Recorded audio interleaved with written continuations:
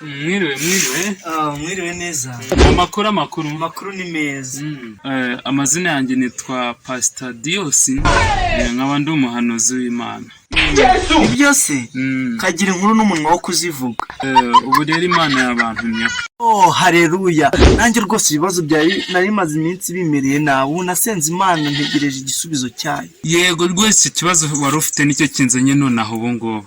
Ndamenya ikibazo afite ari ikihera, ariko reka mpfe kugihimba.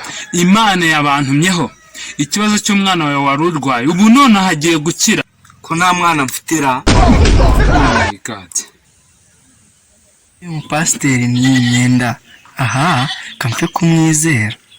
Jye na madamu dushakanye vuba aha ngaha, ubu ntago arabyara, cyokoza aratwita. Yego nyine umwana n'uwo nguwo uri mu nda azavuka arwaye, gusa ntugire ikibazo azahita akira, kuko gusenga kwa Imana yarakumvisha.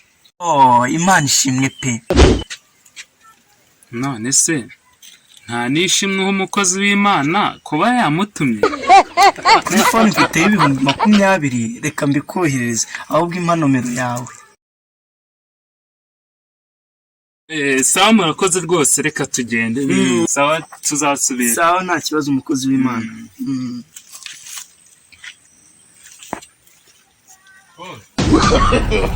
No. Hano nzajya amafaranga menshi pe, ndabona kubabeshya byoroshye. Nzayabarya tu.